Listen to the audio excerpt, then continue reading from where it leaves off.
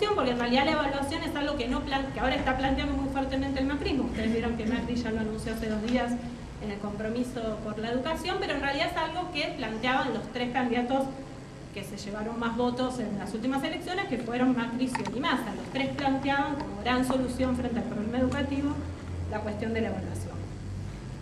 Esto lleva entonces a focalizar la mirada de la enseñanza en lo micro, en el aula, en los docentes y en las estrategias de los docentes que estarían fallando según este diagnóstico.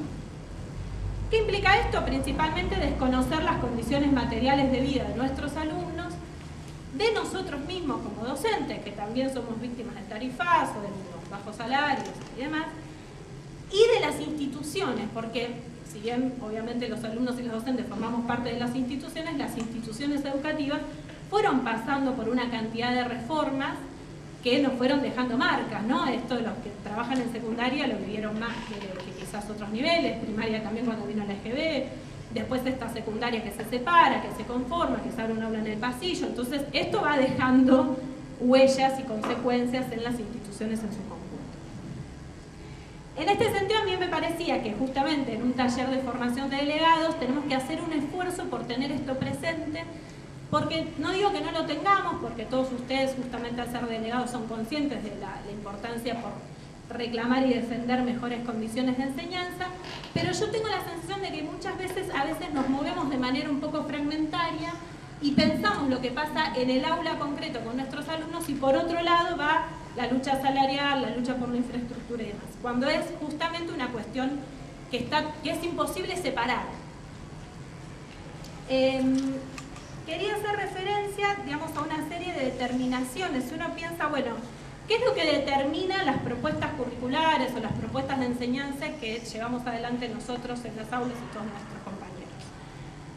Hay un autor que se llama Beltrán Llavador, que a mí me parece interesante, yo se los voy a leer en el profesorado de primaria a las alumnas de primero, que plantea que las propuestas curriculares están determinadas por una serie de factores a los que le llaman determinaciones del currículum. ¿Qué son estas determinaciones? Son procesos que fijan límites a nuestra acción. Voy de los más superficiales a los más profundos. Él plantea determinaciones laborales, organizativas y epistemológicas. Me voy a detener un poquito en las laborales, en las organizativas, que es un poco lo que condiciona nuestro trabajo como docentes. Bueno, las determinaciones laborales son las que todos sabemos, digamos, y padecemos, que tiene que ver con el salario y con las condiciones de trabajo y la forma en la que estamos designados, ¿sí?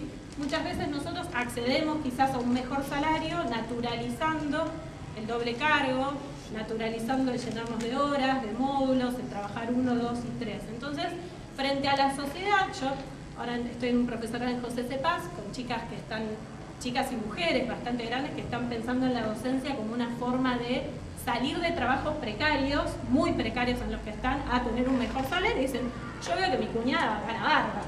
Claro, bueno, uno empieza a aprender y la cuñada trabaja 2 turnos, y esto parece como lo más natural del mundo, ¿no? Cuando en realidad todos nosotros sabemos que cuando tuvimos un solo turno alguna vez, o menor cantidad de horas y posibilidades de pensar estas propuestas de enseñanzas que hacíamos, planificar y demás, trabajamos de una manera muy distinta si estamos llenos de esta cantidad de horas y de trabajo. Entonces, hay una cuestión básica que es que no podemos hablar de currículum, sea el gobierno que sea la reforma que sea, sin pensar en otras condiciones laborales. Y esto es lo que no se modificó, digamos, eternamente, históricamente. Uno podemos discutir mucho con los compañeros que defienden al gobierno anterior, pero lo que, digamos, no hay razón de discutir es que no se modificaron las condiciones de nuestro trabajo. La otra cuestión ahí es todo lo que tiene que ver, de la mano de eso, con las determinaciones organizativas, cómo se organizan las instituciones, ¿no?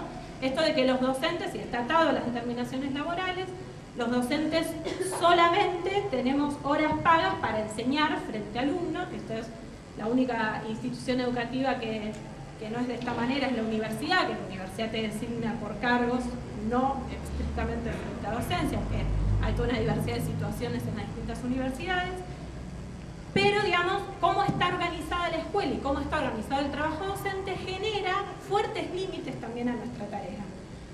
Las últimas normativas del todos los últimos 12 años, metámonos en el tema que nos metamos, si pensamos en el régimen académico de primaria, régimen académico de secundaria, qué sé yo, cualquiera de centros de estudiantes, cualquiera de las normativas que veamos, vamos a ver que implican todo lo que tiene que ver, por ejemplo, con evaluación de los aprendizajes, seguimiento de trayectorias y demás. Parecen abstraer que uno trabaja en realidad las horas o el cargo que está frente a sus alumnos. Esta cuestión básica, ¿no? ¿Qué es lo que determina finalmente que haya una propuesta educativa de cierta calidad, poniéndole a la calidad todas las comillas que queramos, sabiendo que la calidad se define de distintas maneras, pero eso es básicamente lo que estructura y determina todo lo que va a ocurrir después. En ese sentido uno puede pensar o imaginar con estos mismos alumnos que tenemos, con las mismas situaciones complejas que tenemos de violencia, de seguridad y demás, ¿qué pasaría si las escuelas se organizaran de otra manera? Si los docentes, me refiero a la carga horaria, a la distribución de espacios. ¿Qué pasaría si las escuelas, además de no caerse a pedazos, porque siempre que hablamos de infraestructura estamos pensando en realidad en mantenimiento o en ampliación? Porque estamos tan atrás que estamos pensando en eso, pero en realidad uno debería pensar en otras escuelas armadas y estructuradas y planificadas arquitectónicamente de otra manera totalmente distinta. Entonces, quizás ahí los pibes estarían como más interesados en venir a la escuela, podríamos verlo, ¿no? Entonces, hay una cantidad de estos factores que nosotros, insisto, yo digamos, sé que todos ustedes los conocen y los manejan, pero después cuando vamos a lo pedagógico vamos como separando el agua, es un poco mi sensación. Respecto Andrés me compartía unos textos que manejaron como disparadores en el taller del año pasado y había un relato de una maestra desahuciada que llegaba a la sala de profesores diciendo estos chicos no me escuchan, bueno, todas las cuestiones que vivimos siempre. Aparece también hay otro factor que es la falta de control que tenemos los docentes sobre los fines sociales de la educación. Hay toda una bibliografía que plantea la proletarización de la docencia, la falta de control sobre nuestro trabajo, así como les pasa también a los obreros industriales.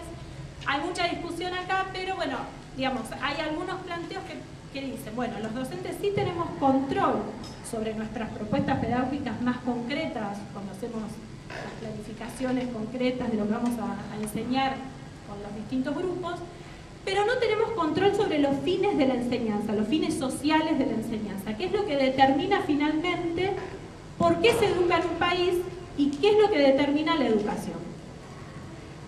Ahí entonces, frente a esto, hay autores que plantean, bueno, finalmente lo que genera esta falta de control sobre todo el proceso educativo, que lo vivimos a veces cuando uno siente que enseñó algo y después el grupo siguiente ya, digamos, parece como una cosa muy esquizofrénica y muy desorganizada y demás, desde eso hasta tener una falta de control sobre lo que determinan las políticas educativas en las cuales nosotros no incidimos.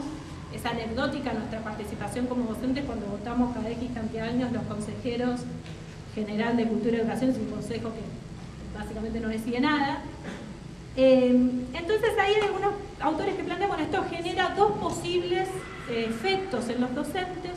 Uno es la desensibilización ideológica, esto de muchos compañeros, y bueno, qué sé yo vengo, enseño mal, bien, falto, lo que fuere, es la salida individual, ¿no? La manejo como puedo, no me importa realmente, digamos, esto me excede, yo me dedico a enseñar, y esto puede ser con mucho compromiso o con poco compromiso, da lo mismo, pero la respuesta es la misma. Laburo un montón, me lo tomo con un compromiso sin controlar y sin problematizar qué es lo que ocurre con eso y qué es lo que ocurre con las determinaciones generales de la educación. Y lo otro es la cooptación ideológica, ¿no? El docente que se siente comprometido y se pone la camiseta con las políticas oficiales que van apareciendo.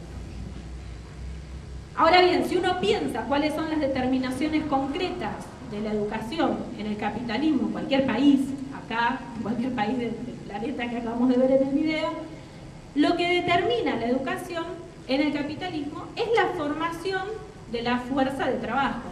Eso es a lo que nos dedicamos nosotros, aunque las políticas oficiales, desde la ley 1420 en adelante, nos plantean que nosotros no formamos trabajadores, que formamos ciudadanos. Y ahora con el Bicentenario esto se ve claramente, ¿no? Esta cuestión de dar manija y de insistir en esta identidad nacional y en borrar cualquier identidad en relación a considerar y reconocernos como parte de una misma clase, que eso es lo que nos iguala con nuestros alumnos, ¿no? Más allá de las diferencias que puede haber en términos de nivel de escolarización, de materiales, de condiciones materiales de vida, pero concretamente lo que nos iguale, lo que nos hace pensar que somos parte de la misma clase y por lo cual debiéramos estar tan preocupados por su formación, es porque somos parte de esta misma clase.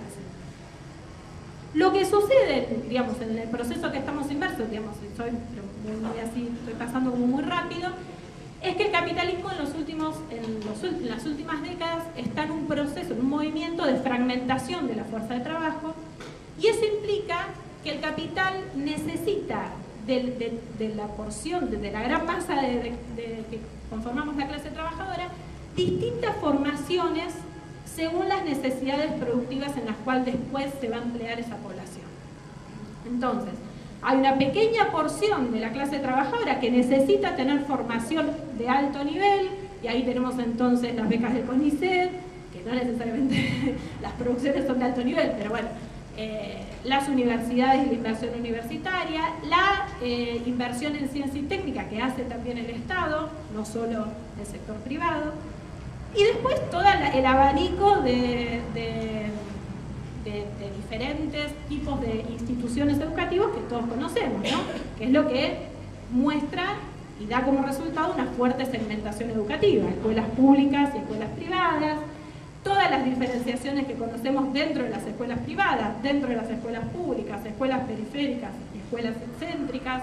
Acá justamente Ramos Mejía parecería que hay escuelas un poco más cerca, aunque parece que no, era el supuesto, digamos, ¿no? Pero esto de estar más cerca de capital, más cerca justamente en un barrio, una localidad más rica que otros barrios de Matanza. Pero bueno, digamos, en esto no hace falta que yo abunde porque todos los conocemos, estas enormes diferencias y segmentaciones educativas que hace que cierta fracción de la clase trabajadora concurra a ciertas instituciones. A esto se suma una cantidad cada vez mayor de población obrera que al capital básicamente le sobra y que por tanto no necesita tener un alto nivel de formación. Digamos, y eso es lo que muestra y lo que nos explica, digamos, este proceso en el cual seguramente podemos discutir y pensar, es lo que explica y lo que determina lo que nos ocurre después a nosotros cuando estamos enseñando con la población que estemos enseñando. Porque sí o sí estamos inmersos en la institución en la que trabajemos en una porción de esa segmentación y de esa fuerte diferenciación social que determina lo educativo.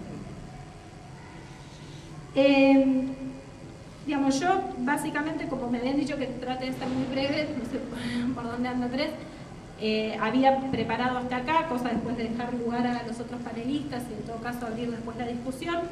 Me parece que esta situación que yo estoy planteando en relación a la pedagogía y a las propuestas de enseñanza nos enfrentan a una necesidad que eso nos aparece, que es que no podemos dar respuesta a esto de forma individual, digamos, ¿no? Esto es claro, digamos. La organización colectiva frente a esto y la organización integral para pelear por una mejor educación, para defender por la educación pública, tal como da cuenta cómo ustedes organizaron este taller, nos obliga a pensarlo colectivamente y a pensarlo de forma integral. Lo colectivo entonces aparece como una necesidad concreta, es imposible dar respuesta a esto individual. La respuesta individual es, bueno, me tomo un día, me tomo una licencia porque estoy cansado, llego hasta acá, paso a cambio de funciones cuando termino mi carrera porque ya no doy más. Las respuestas individuales muestran sus enormes limitaciones. Entonces ahí es donde me parece indispensable mostrar cómo la respuesta colectiva es algo necesario y que no puede resolverse de otra manera, y que pensar lo pedagógico también es imposible de hacerse si no se piensa en el marco de una defensa por otra infraestructura, por otras condiciones de trabajo, por otro salario, por otra forma de organizar la escuela. Y la vida de los alumnos y la nuestra, ¿no? Más allá de la escuela. Bien, ¿acá? bueno.